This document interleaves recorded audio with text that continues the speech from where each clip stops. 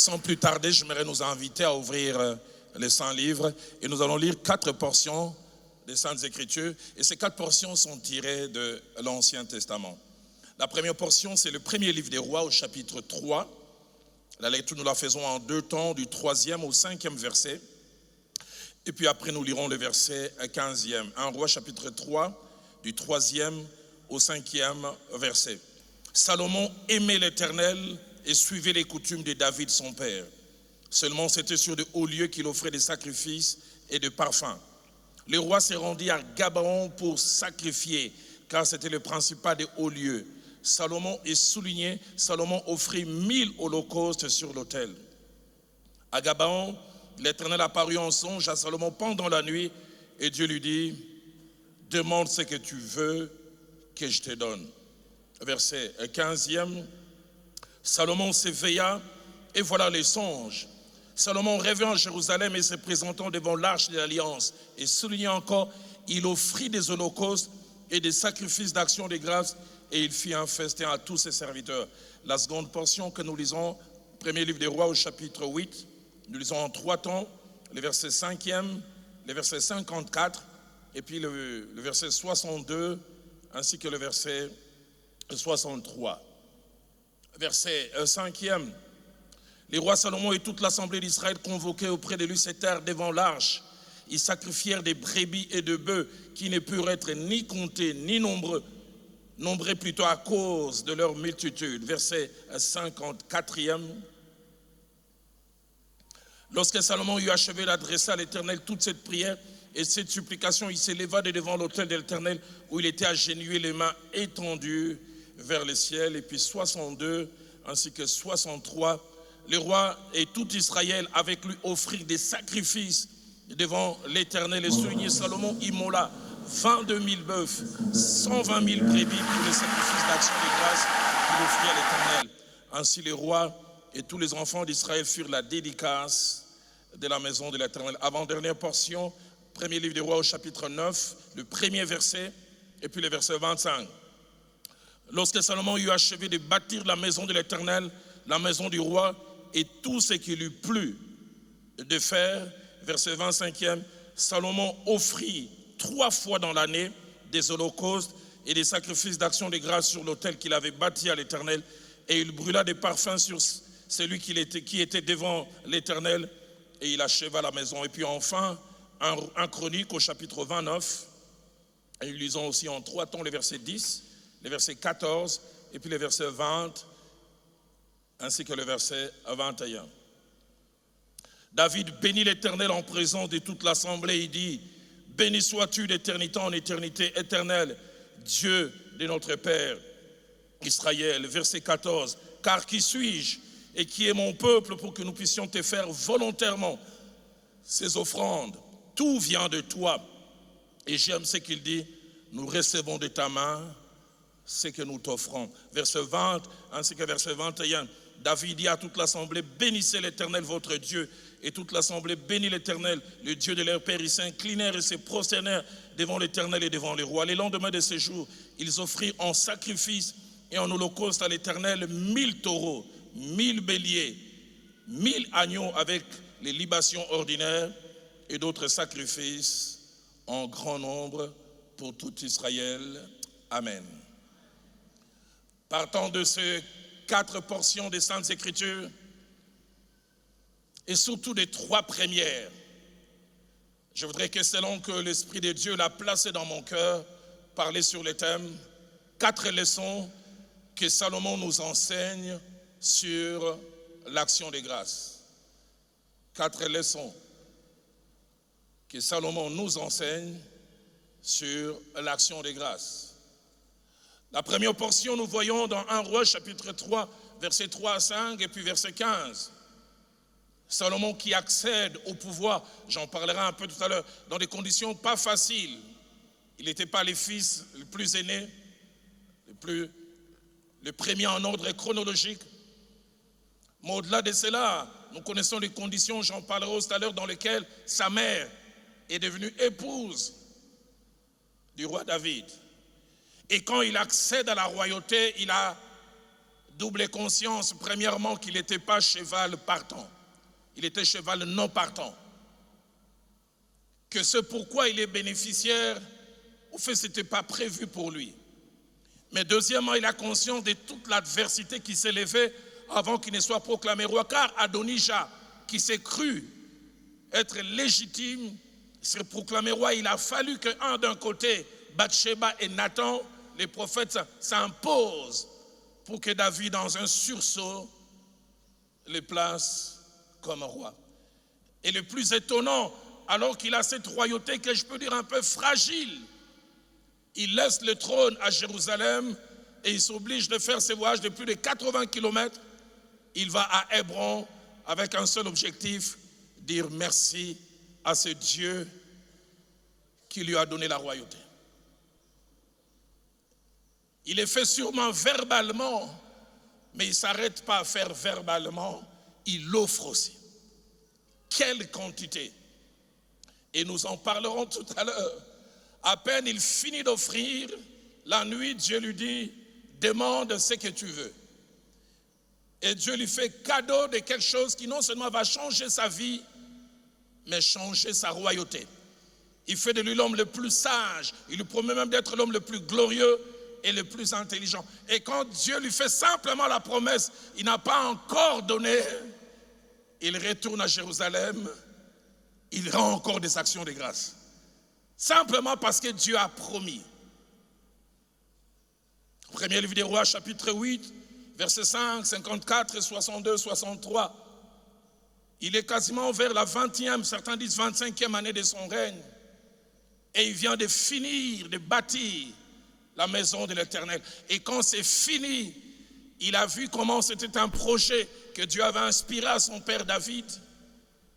Et que finalement, il lui avait donné les plans. Et lui, petit à petit, malgré l'adversité, il a eu à bâtir cette maison. Quand la maison est finie, il rend grâce à Dieu. Et encore, il offre. 1 Roi chapitre 9, premier 25e verset, il a non seulement fini la maison de l'Éternel, mais il a aussi terminé sa propre maison. Il fait la même chose. On parle de la 30e année. Il rend des actions de grâce. Que des leçons que cet homme, Salomon de son nom, a à nous enseigner sur l'action de grâce. Avant de laisser cet homme nous enseigner 4 leçons sur l'action de grâce, je voulais qu'on les connaisse mieux en plaçant devant nous 7 petites informations. La première, c'est que Salomon était fils de David et de Bathsheba, la femme d'Uri, la femme que David avait prise d'une manière pas appréciée par Dieu. De Samuel chapitre 11, verset 26 à 27, on parle quand finalement David fait tuer Bathsheba, il fait tuer Uri, et que finalement il prend Bathsheba comme épouse. L'abbé dit, cela n'est plus pas l'Éternel. Deuxième information, un Chronique au chapitre 3, du 1er au 9e verset, ajoute 3 autres indications au sujet de Salomon. La première, c'est que Salomon faisait partie d'une famille de 20 enfants, 19 garçons et une fille appelée Tamar. La seconde indication, c'est qu'il fait partie des 13 enfants de David, mais nés à Jérusalem. Souvenez-vous qu'il y a 6 qui sont nés à Hébron, quand il était encore, on peut dire mercenaire s'il faut utiliser les termes. Mais troisième indication de la relation entre sa mère Bathsheba et son père David, ils sont nés à 4. Et lui, il était les tout premiers.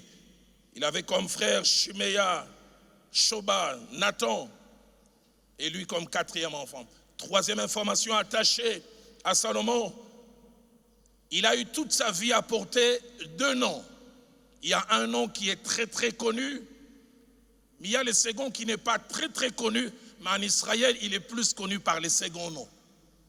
Son premier nom le plus connu, c'est Salomon, Shelemo. En hébreu, de ce mot, on a tiré le mot shalom pour dire paix. Nom donné par David, son père. Salomon signifie pacifique, paisible, calme, ou homme de paix.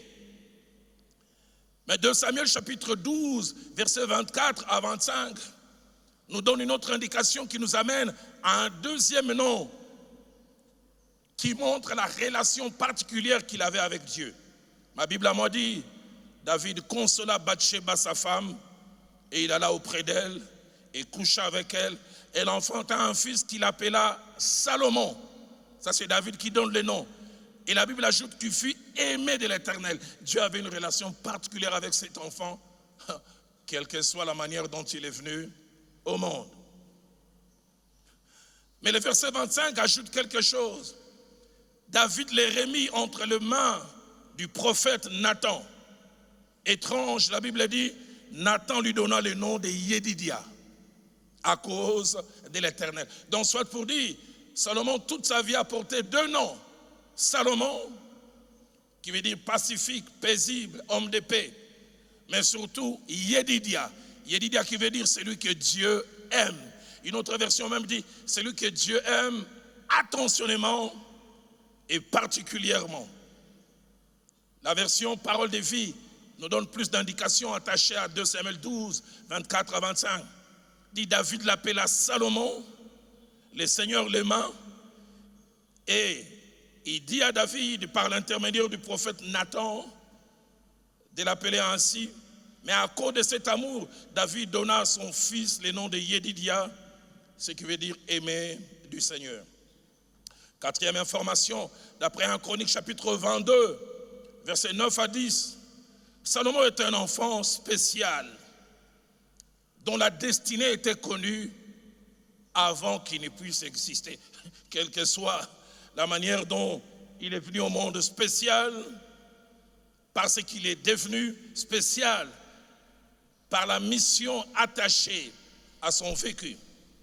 Écoutez ce que David déclare.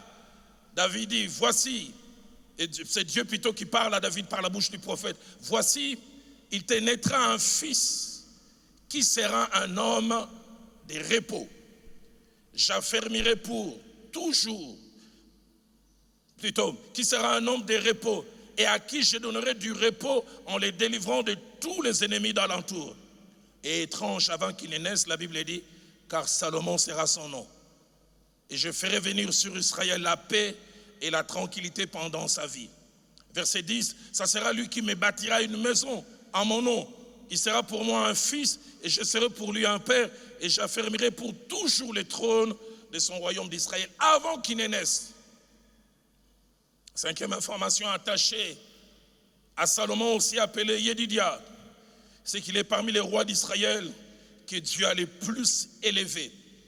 L'on dit même qu'en termes de splendeur, il est celui qui a amené Israël à un degré de splendeur comme jamais.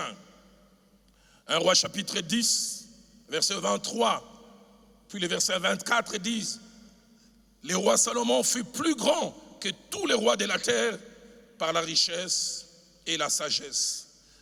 Et la Bible ajoute, tout le monde cherchait à voir Salomon pour entendre la sagesse que Dieu avait mise dans son cœur. Il était devenu presque un point focal mondial. Tout le monde cherche à les voir. Premier livre des Chroniques au chapitre 29, au verset 25, parlant toujours de Salomon, dit, l'Éternel éleva Salomon au plus haut degré, sous les yeux de tout Israël. Et il rendit son règne plus éclatant que ne fut celui d'aucun autre roi en Israël avant lui. 6e et avant-dernière information, un roi au chapitre 1er, du verset 5 au verset 40, nous montre qu'il n'est pas devenu roi aussi facilement, j'en ai un peu parlé tout à l'heure. Alors que David est vieillissant, pour qu'il tienne, on doit même placer une jeune fille pour le réchauffer. Il ne contrôle plus très bien à cause de la sénilité. Adonijah est pris par l'orgueil et il veut profiter de la faiblesse de David. Il amène des gens avec des chars et il se proclame roi. Et Bathsheba apprend cela. Il va en parler à Nathan. Et Nathan va chercher, permettez-moi les termes, le vieillard et croupissant David, qui dans un sursaut vient imposer Salomon. 7e information qui nous lie à notre thème d'aujourd'hui, c'est que la pratique de l'action de grâce était au centre de la vie de Salomon. toute sa vie, il a pratiqué l'action de grâce.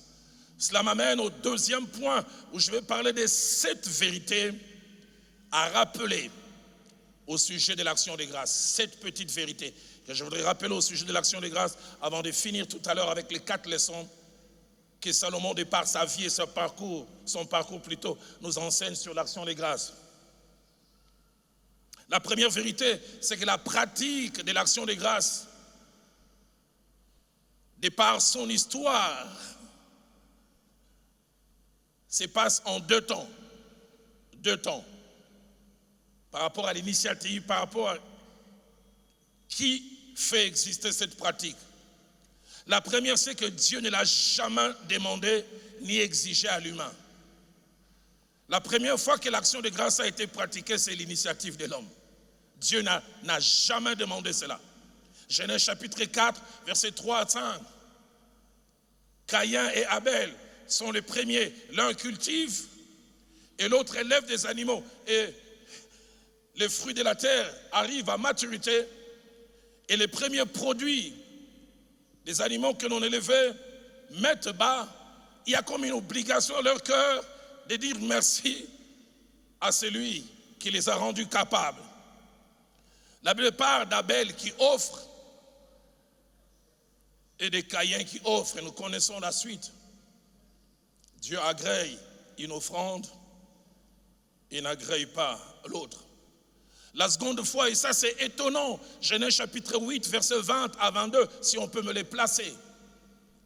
Dieu a décidé de détruire le monde de l'époque par les eaux du déluge. Et souvenez-vous, Noé, sur recommandation de Dieu, fait la sélection de tous les animaux, afin qu'après les déluges, qu'on puisse garder les espèces.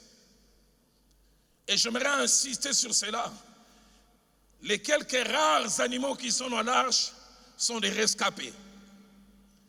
Et quand Noé sort de l'arche, après que les eaux du déluge non seulement se soient arrêtées de tomber, mais aient séché, Noé vient non seulement dire merci à Dieu par la bouche, parce qu'il se rend compte que ce que Dieu avait dit s'est accompli. Pasteur Eric, Noé fait quelque chose, les humains diront irresponsable. La Bible dit, il prit quelques espèces qu'il offrit. Noé, il n'en reste pas beaucoup. Certains historiens disent même, il y a quelques espèces d'animaux qui ont cessé d'exister parce que Noé a voulu rendre des actions de grâce. Noé décide, je vais offrir. Et j'insiste, ce qu'il offre, Dieu n'a pas demandé. Et quand Noé finit d'offrir, ma Bible dit, l'Éternel sentit une odeur agréable. Il apprécie cela. J'insiste, il n'a pas demandé, mais il apprécie. Deuxième chose, dans la relation entre Dieu et l'homme, si au départ l'action de grâce a été l'initiative de l'homme, au mont Sinaï, Dieu a fait de l'action de grâce une loi, une pratique qu'il exige. Lévitique au chapitre 7, au verset 11, Dieu par la bouche de Moïse parle, il dit, voici la loi du sacrifice d'action de grâce que vous offrira à l'Éternel. Il en fait une exigence. Désormais, ça se fera. La première fois, c'était l'humain, mais désormais, Lévitique chapitre 19, au verset 5, non seulement qu'il a institué cela comme une pratique, mais il voit même tous les petits détails. La Bible dit, quand vous offrirez un sacrifice d'action de grâce, vous l'offrirez en sorte qu'il soit agréé. Avant, il n'avait pas demandé. Désormais, non seulement il demande, mais il insiste sur la manière.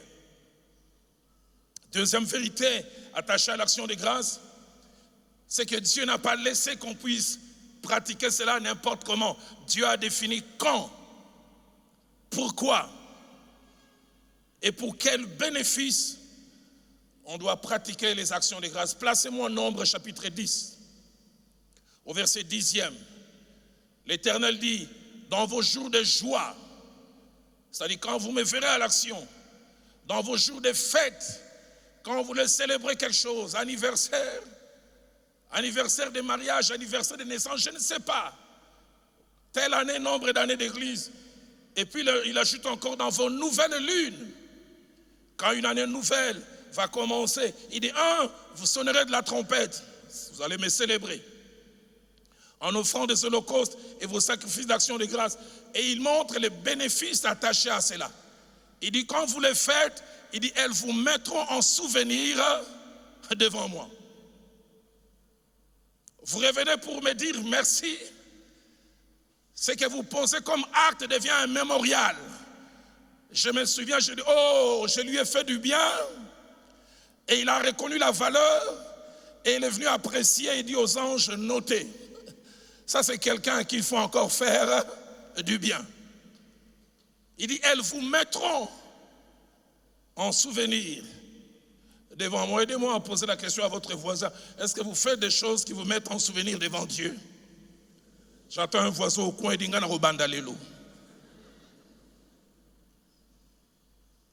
la version Darby dit, elles seront un mémorial pour vous devant votre Dieu. Français courant dit, grâce à cela aussi, je me souviendrai de vous. La version Parole de vie dit, de cette façon, je me souviendrai de vous. Voilà la signification cachée derrière l'action de grâce. On reconnaît Dieu comme étant les bienfaiteurs, la source. Et puisque ça plaît à Dieu, Dieu dit, hey, celui-là, il ne faut jamais l'oublier. Troisième vérité attachée à l'action de grâce, elle plaît à Dieu. Elle fait plaisir à Dieu. Placez-moi les psaumes 50, au verset 23, les psalmistes déclarent, celui qui offre pour sacrifier des actions de grâce, mais glorifie. Celui qui offre pour sacrifice des actions de grâce, me glorifie. Il me donne gloire. Les mots glorifier là me rend pesant, me donne du poids. Quatrième vérité attachée à l'action de grâce, la Bible encourage sa pratique. Et nous voyons plusieurs de ceux qui ont vu la main de Dieu, non seulement la pratiquer, mais l'encourager. Dans Psaume 50, au verset 14, les psalmistes David qui a vu tellement Dieu agir dans sa vie, écoutez les conseils qu'il nous donne. Il dit, offre pour sacrifice à Dieu des actions de grâce. Toujours David, dans le psaume 107, verset 22, il s'adresse à un groupe d'hommes qui ont vu la main de Dieu, il dit, vu que vous avez vu tout ceci, il dit, qu'ils offrent des sacrifices d'action de grâce à Dieu, parce qu'ils ont vu sa main. Psaume 116, verset 17, un homme après avoir vu Dieu agir de façon extraordinaire, qu'il a détaché des liens, le verset 16 en parle. Écoutez la promesse qu'il fait, il dit, je t'offrirai un sacrifice d'action de grâce. La version Parole de vie dit, je t'offrirai un sacrifice pour te remercier. La version de Semeur dit, je t'offrirai un sacrifice pour marquer ma reconnaissance. J'en parlerai tout à l'heure. L'un des tournants dans ma vie a été décembre 2010. Pour la première fois, je suis allé avec un groupe de frères et de sœurs au Nigeria, à Lagos. J'ai assisté à Shiloh, de Papa Oyedepo. Et durant 7 jours, j'ai été réformaté. J'ai béni Dieu pour toutes ces années que j'ai passées dans l'église où j'ai passé toute ma jeunesse, 20 ans, mais je n'étais pas exposé à cet enseignement sur l'action de grâce. Je l'ai entendu, je me suis d'abord repenti et ça a été le tournant de ma vie. J'en parlerai avant de clore tout à l'heure. Depuis lors, l'action de grâce est devenue un style de vie chez moi. Je verrai même aller plus loin. Je cherche chaque prétexte pour rendre grâce. Pasteur Mouchipai, quand je prends un avion et j'atterris, je mets chaque fois au minimum $500 de côté pour dire merci à Dieu qui a permis que je vole avec cet engin, parce que certains ont connu et craché quand j'atterris. Toujours. Mes filles, quand elles étudiaient à l'époque, elles finissent l'année scolaire ou l'année académique. Mon épouse et moi, on offre des actions de grâce.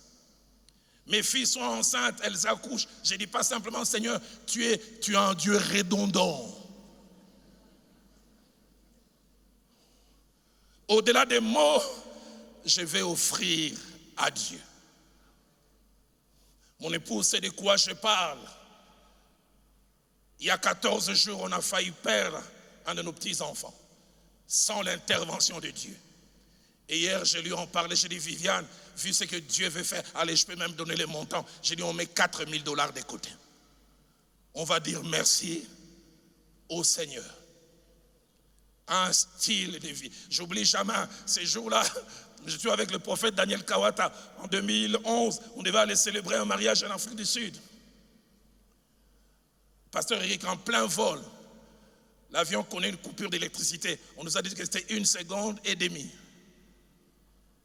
Tout noir. On perd l'altitude. On avait des amis du combat spirituel qui commençaient à...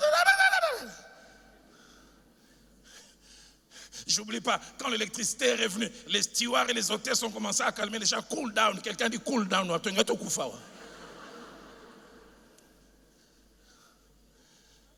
L'église m'avait donné de l'argent de poche. J'avais $2 000. Dès que j'atterris, on ouvre, je sors. Je dis pas de protocole, je me mets d'abord à genoux. On m'a dit, monsieur, tu bloques le passage de Nengena Koufa. J'ai dit merci au Seigneur. Sur l'argent de poche, j'ai pris $1 500. Je ne sais pas comment je vais manger. Je cherche le premier homme de Dieu. Je vais lui donner pour dire merci au Seigneur. Pourquoi j'ai fait cela? J'ai dit, s'il y avait eu crash, ma mallette avec $2 000 serait tombée dans les champs d'un cultivateur zimbabwéen et il aurait refusé. Hey, Nabiki, hein? Que Dieu nous aide à apprendre à dire merci. 5e vérité attachée à l'action de grâce. La pratique de l'action de grâce n'est pas un problème de moyens. Vraiment. La pratique de l'action de grâce est d'abord un problème de révélation. Caïn et Abel ont offert par révélation. La pratique de l'action de grâce est un problème de révélation. Noé a offert par révélation. Mais deuxièmement, la pratique de l'action de grâce est un problème de volonté. Le psalmiste dit, comment rendrai-je à l'Éternel tous ses bienfaits envers moi? Désir, non, Dieu a tellement fait. Et troisièmement, la pratique de l'action de grâce est un problème d'enseignement. Le frère Jacques-André Verneau disait, les gens ne pratiquent que ce à quoi ils ont été exposés. Et quelquefois, les gens ne pratiquent pas certaines choses et ne sont pas bénis parce qu'il y a faiblesse à cet endroit. C'est pourquoi je tremble quand la Bible dit, ceux qui enseignent seront jugés plus sévèrement. Et puis enfin, la pratique de l'action de grâce est un problème de mémoire. Ne devenez jamais amnésique. Mon âme bénit l'Éternel et n'oublie aucun de ses bienfaits. N'oublie pas, ne banalise pas. 6e vérité attachée à l'action de grâce. Quelquefois, et même souvent, le Seigneur attend de nous, lorsqu'il a agi en notre faveur, que nous puissions réagir en action de grâce. Mais quelle est souvent sa déception de nous voir ne rien faire. La plupart des fois, il est investi, il dit, je vais lui ouvrir cette porte assez spécialement. Mais des fois, nous ne réagissons pas. Dans Luc chapitre 17, versets 11 à 18, je vais prendre simplement les versets 17 à 18. Étrange, il y a 10 lépreux qui viennent. Qu'est-ce qui manquait à Christ de les guérir du coup? Il les a obligés à aller se laver les yeux à Siloé. Et pour comprendre cela, sachez que tous les lépreux de l'époque étaient amenés en dehors de la ville. Ils habitaient à la porte, qui était comme l'antichambre de la mort. Tous ceux qui étaient là comme lépreux, leur regard c'était les cimetières. Et Christ les rencontre là, même si tu aimais ta femme, on te détache. Tu aimais tes enfants, on te détache. Et la Bible dit, pendant qu'ils allaient, ils furent guéris. À 10. Je m'imagine un qui s'appelle Jean-Jacques, lépreux depuis 10 ans. Si comme moi il était marié, vous imaginez un homme qui est éloigné de sa femme. Jésus les guérit, il dit, Yesu merci, mais il faut sa priorité c'est retrouver sa femme. Jésus, merci, mais je vais retrouver mes enfants. Mais il y a un qui a été guéri. Il dit, avant d'aller jouir du fruit de ma guérison, je dois d'abord retourner vers la source de la guérison. Je jouirai après, je profiterai après, mais sans lui, je serai mort. Et il est revenu. Et pasteur Eric, étrange, ces jours-là, Jésus-Christ, au lieu d'encourager d'abord celui qui est revenu, il blâme les absents en présence du présent. Il dit, 10 n'ont-ils pas été guéris? Où sont les 9 autres? Et quand je préparais ce message, j'entendrais dans mon oreille gauche, parmi les 9 autres, il y a certains qui sont en file à ce matin. Aide-moi à poser la question à ton voisin. Est-ce que tu es parmi les 9 que Jésus attendait qui ne sont jamais revenus? Où sont les 9 autres? On peut sentir l'irritation, la colère. Je leur ai fait du bien, mais ils ne m'ont pas reconnu comme source. 7e et dernière vérité attachée à l'action des grâces, c'est que l'action des grâces est l'instant où un homme ou une femme, après avoir bénéficié de quelque chose d'appréciable et de significatif, j'insiste sur ces mots, s'oblige ou se sent obligé de réagir en faisant part de sa reconnaissance, en reconnaissant Dieu comme étant la source du bienfait. Deuxièmement, en reconnaissant la valeur du bienfait, ce qu'il a en plus à cause de cette action et ce qu'il aurait eu en moins si Dieu n'avait pas agi. Mais troisièmement, il reconnaît qu'il y a un auteur. Et il réagit soit en parole, soit en acte. Et parmi les choses que Salomon nous enseigne sur l'action des grâces, la toute première que Salomon nous enseigne, c'est que la pratique de l'action des grâces doit être un style de vie chez nous. Un style de vie. Quand je dis style de vie, je pense à 4 choses. Premièrement, je veux dire quelque chose que nous pratiquons tout le temps. Deuxièmement, quand je dis ça doit être un style de vie, c'est quelque chose que nous aimons pratiquer et qui s'impose à nous. Pas que quand on nous demande encore. Psaume 116, verset 12. Comment rendrai-je à l'Éternel tous ses bienfaits? Troisième des choses, quand je dis ça doit être un style, quand nous devons la pratiquer et que nous ne la faisons pas, nous sommes mal à l'aise. Nous avons comme un manque. Et quatrième chose, quand je dis ça doit être un style, c'est que nous n'avons pas besoin d'être poussés par dehors pour la pratiquer. C'est automatique. 1 Roi chapitre 3, verset 3 à 5, nous l'avons lu. Salomon accède à la royauté, il quitte Jérusalem, il va à Hébron, dire merci à celui qui le rend roi. Et comme je l'ai dit tout à l'heure, ce Dieu s'engage vis-à-vis de lui, il dit, je ferai ceci, je ferai cela. 1 Roi 3 plutôt, verset 15, il revient encore, il offre. Allez, j'aimerais pas ici faire de calcul. 1 Roi chapitre 3, verset 4 à 5. Lorsqu'il alla dire merci au Seigneur, l'abbé, il offrit 1000 holocaustes, 1000 bœufs. Les commentateurs disent qu'un bœuf, allez, les gens de Goma, surtout des Bukavu, vous connaissent mieux la valeur d'une vache. Minimum $300 à l'époque, peut-être 400. Donc si vous êtes fort en arithmétique, aidez-moi à dire à votre voisin les montants que cela a coûté à Salomon pour dire merci au Seigneur. Dites-le lui. Et assistez à la fin, ce n'est pas des francs congolais. Et j'entends quelqu'un dire tout ça pour ça. Parce qu'il réalise ce que Dieu a fait. Et ça ne s'arrête pas là, j'en ai parlé tout à l'heure. 1 Roi chapitre 8, verset 5. Il finit la maison de l'Éternel, il vient encore offrir. Et l'offrande de 1 Roi chapitre 8 me frappe profondément. Quand j'entends la quantité de ce que Salomon offre, quelque part je peux me dire, est-ce vraiment nécessaire de tout cela? 1 Roi chapitre 8, au verset 54, 62 et 63 principalement. Là, il dit Salomon immola 22 000 bœufs. Alors faites encore les calculs. 22 000 fois 300 ou fois 400. Et ça ne s'arrête pas là. On ajoute encore 120 000 brebis. Simplement pour dire merci au Seigneur. Et quand on arrive dans 1 Roi chapitre 9, au verset 25, quand sa maison à lui est finie, écoutez ce que la Bible dit, Salomon, pour dire merci au Seigneur. Salomon offrit 3 fois dans l'année des holocaustes et des sacrifices d'action de grâce. C'était un style de vie chez lui.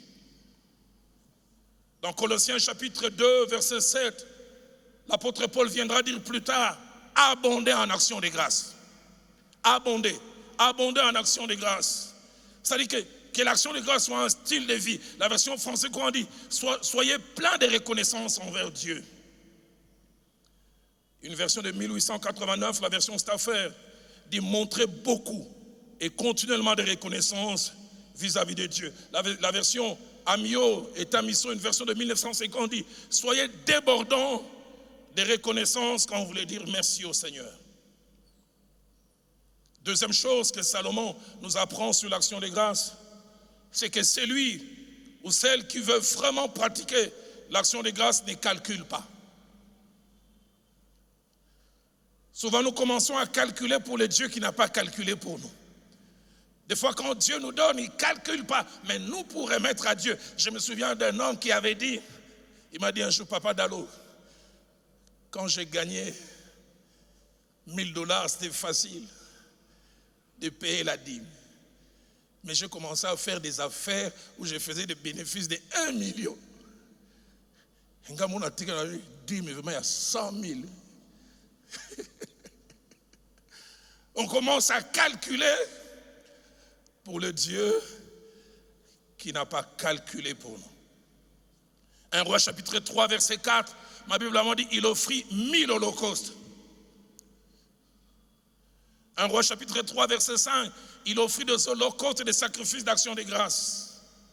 Ouais, placez-moi 1 Roi chapitre 8 au verset 5, parlant de l'action de grâce de Salomon. Placez-moi cela parce que je voudrais insister. Il avait dit le roi Salomon et toute l'assemblée sacrifièrent des brebis. Ma Bible m'a dit qu'ils ne purent être ni comptés, ni nombreux à cause de leur multitude. Pour dire merci à Dieu, pas de calcul. 1 Roi chapitre 9, verset 63, Salomon immola 22 000 bœufs et 120 000 brebis.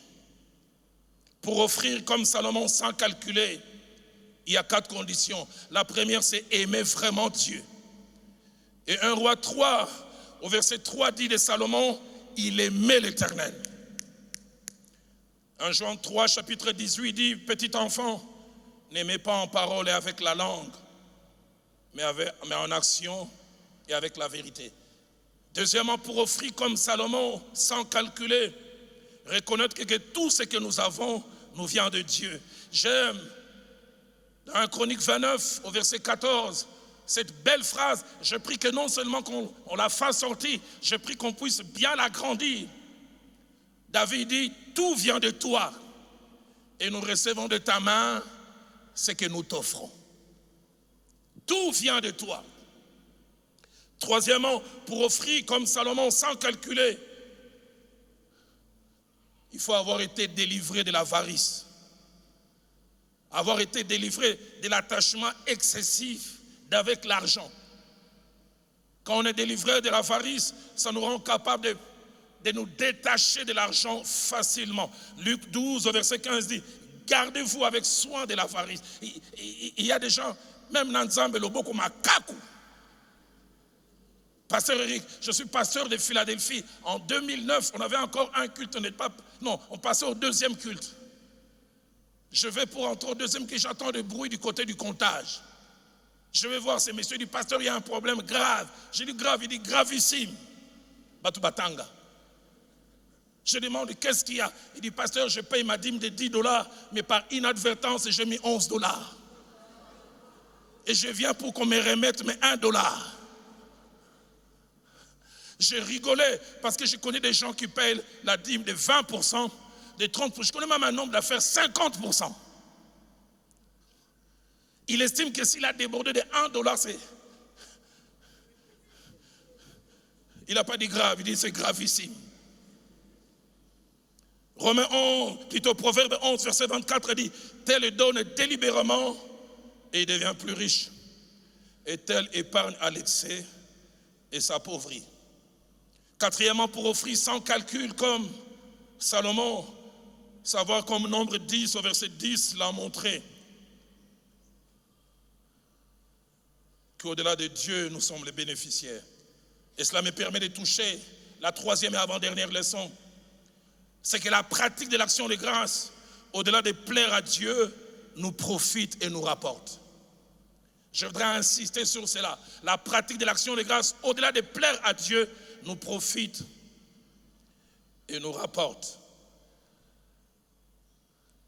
L'action de grâce, surtout quand nous le faisons en acte, peut faire que des choses soient soustraites de nos mains.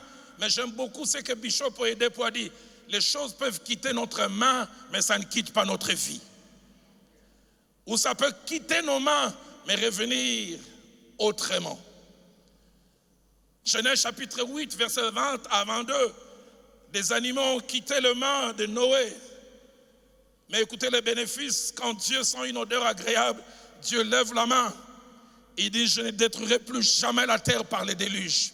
Lui, il a perdu de biens, mais il récolte un engagement inimaginable. Et souvent, nous en parlons, Seigneur. Toi qui as dit à Salomon, demande ce que tu veux. Dans 1 Roi chapitre 3, verset 5. C'est que nous ne savons pas. Quand Dieu dit à Salomon, demande ce que tu veux, c'est une réaction. Parce que Salomon venait d'offrir. Quand il offre, ça plaît à Dieu. Dieu dit, il s'est mis en mémoire. Mais toi, tu dis, Salomon. Est-ce que tu as fait ce que Salomon a fait? Parce qu'il a fait ça, cela a plu à Dieu. Dieu dit, oh, je vais lui rendre en retour. Je prie que tu sois un homme et une femme qui pratiquent l'action de grâce. Et cinquièmement, je termine par là. La pratique de l'action de grâce doit se transmettre dans le cadre familial. C'est-à-dire passer des ascendants aux descendants. C'est vraiment la pensée de Dieu. 3 choses que je veux dire là-dessus. Je voudrais dire, Dieu n'a jamais voulu que nos enfants soient des autodidactes, même dans les domaines de l'action de grâce. Que nos enfants se débrouillent. Deuxièmement, Dieu a toujours voulu que le cadre familial soit un cadre de transmission de valeurs. Dans Psaume 78, verset 5 au verset 7, l'abbé dit, Dieu a établi un témoignage en Jacob. Et il a voulu que les parents puissent les transmettre à leurs enfants, afin qu'eux aussi devenus grands les transmettent à d'autres. Il dit pour qu'ils puissent mettre leur confiance en Dieu. Cadre de transmission des valeurs. Le frère Jacques-André Verneau disait, les valeurs chrétiennes se transmettent quand elles sont pratiquées dans le cadre de la famille. Et troisièmement, quand je dis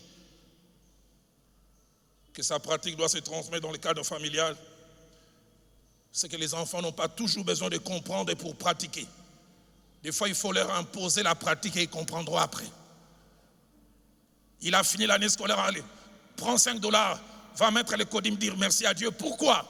Jésus a dit aux disciples, ce que je fais maintenant, vous ne les comprenez pas, mais vous les comprendrez bientôt. Pourquoi Salomon a-t-il pratiqué l'action de grâce à ce niveau? 1 Roi chapitre 3, verset 3 que nous avons lu, dit de son père David, il aimait l'Éternel, mais on dit aussi, Salomon suivait les coutumes de David son père. Les coutumes, les habitudes. Et Salomon, durant toutes ces années, il était exposé à un homme qui aimait les sacrifices d'action de grâce. À un homme qui, chaque fois que c'était nécessaire, il offrait à Dieu. 2 Samuel chapitre 6, au verset 17.